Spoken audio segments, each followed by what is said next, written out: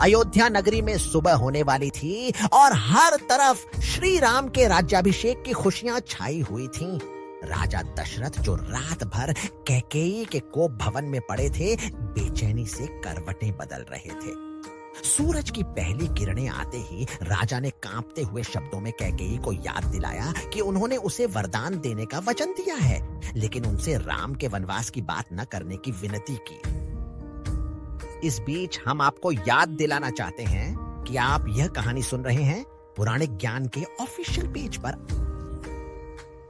कैकेयी, जिसका हृदय अब मंथरा के विष से कठोर हो चुका था, खड़ी हो गई। उसकी आंखें निर्दयी थीं और स्वर में रत्ती भर भी ममता नहीं थी। महाराज, आप तो रघुवंश की शान हैं। आपने मुझे वरदान दिया था और अब आप ही उससे मुकर रहे हैं। यदि कल प्रातः काल ही राम मृग चर्म और वल्कल वस्त्र धारण करके 14 वर्षों के लिए वन नहीं गए, तो आप मुझे सामने ही फांसी लगाकर या विष खाकर मरा हुआ देखेंगे।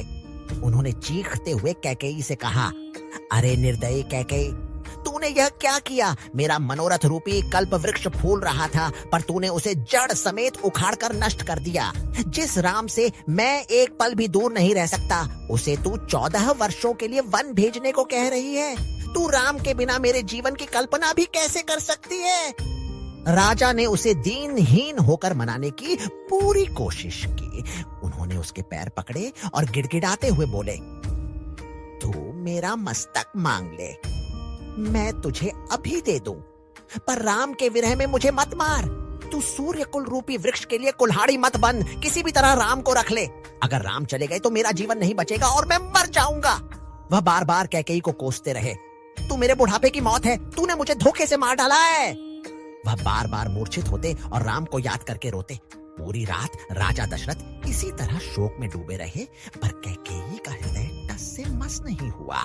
राजा जानते थे कि अब उनका वचन टूट नहीं सकता। सूर्यकुल की प्रतिज्ञा को बचाने के लिए उन्हें अपने प्राणों से भी प्यारे पुत्र को दूर भेजना ही पड़ेगा। यह सोचकर राजा दशरथ का हृदय चूर चूर हो गया।